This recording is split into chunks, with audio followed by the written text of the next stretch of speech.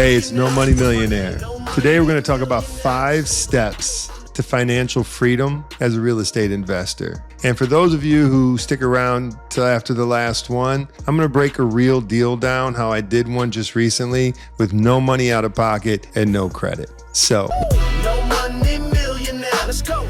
No money millionaire, stand up, no handouts, no fear in here, no money, no excuses, no limits. the first one, it comes down to your beliefs. Shift your beliefs. If you don't believe you can, you're never going to do it. And I know that sounds cliche, but here's the truth. You can't build what you don't believe is possible. When I first considered real estate, I faced rejection after rejection. People told me that I wasn't ready, I didn't know enough, I didn't have the credit for the down payment or any of those things that everyone thinks is necessary. And then also everyone was like, well, what if everything goes wrong? What if you fail? So instead of letting that stop me, I used that to propel me. I used that as my motivation that I could prove that I can do this. Every no became proof that I was at least trying, that I was that much closer to a yes. So ask yourself right now, what belief is holding you back? What is it? What belief is holding you back right now? Now, number 2, you got to turn your excuses into action. Excuses are just unchallenged thoughts. So let's challenge them. So let's do an exercise. Write down 5 excuses you've told yourself about why you can't start investing in real estate. And now circle the one that feels the realest. Now, next to each excuse, write down why that actually might not even be true. And finally, think of a solution to overcome those excuses. Here's an example about changing the excuses or what you feel are roadblocks. Instead of saying that you can't afford it, start asking yourself, how can I fund this? That little shift right there is all that it's going to take. Stop telling yourself you can't. Stop telling yourself you don't have it. And then start asking yourself, what is it? What do you need? What is it going to take? You do this and you'll start seeing possibilities instead of those roadblocks. Number 3, ask better questions. Now that's what we were just touching on. So ask better questions. Successful investors don't ask, why can't I? They ask, how can I?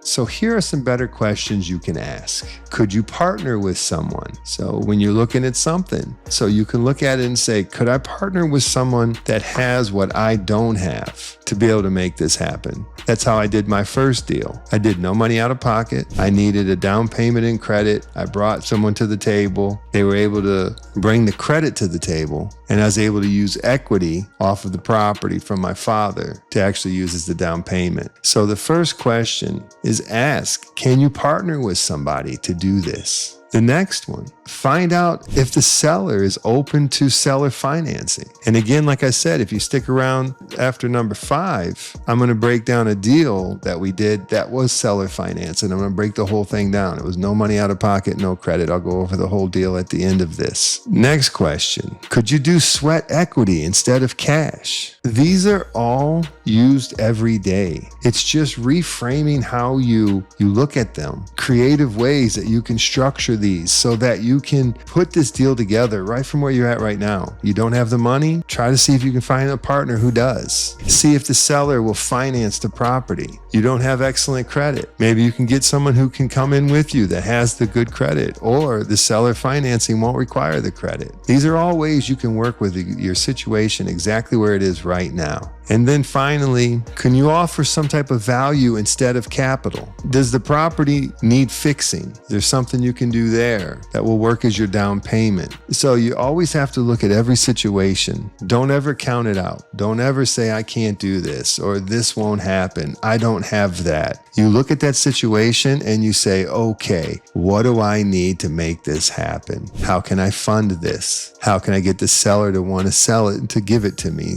Seller finance. finance, partners, any of these different things. You just got to find out the pieces and how you need to pull them together. So when you start doing that, when you start asking better questions, you open the doors that you didn't even know existed. All of those excuses or all of those reasons that you believed were stopping you from getting property, they're not true. Just start learning to ask better questions and you're going to start getting different results and doors are going to open you didn't even know existed. Number 4, find your motivation. Why are you going to do this? Why do you want to do this? That motivation is what's going to keep you going when you hit the spots that you feel maybe this isn't working or this just isn't possible. So ask yourself, why do you want this? Because without that why, it'll be that much easier to quit when things get hard or when you run into your first defeat. So here's an exercise. Write down your dream scenario. What would financial freedom look like to you? Now ask yourself, how can I fund that? What's it going to take to get that? With me, I wanted a certain amount of rental income coming in every month. I was trying to replace my W-2 job. I knew what I had coming in a month. I needed to get that to come in from rental income. Then I knew that I could leave my regular job and do real estate full time. So whatever that number is it a fix and flip that's going to get you there? Is it rentals that's going to get you there? But write down your dream scenario.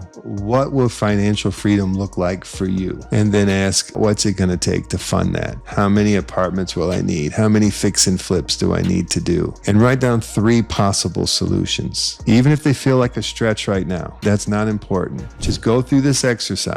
Write down your dream scenario. What's financial freedom look like to you? Then write down how can you fund that? And write 3 possible options, 3 possibilities, even if they don't feel real right now. For me, I was trying to leave my W-2. I wanted to be able to buy back my time. I wanted to be able to have my time and still be able to walk away from my job. So that was what I needed. That was my motivation. That vision kept me going even when I encountered my first defeat. Number 5, defeat your daily roadblocks. Even with a strong mindset, old habits are hard to break.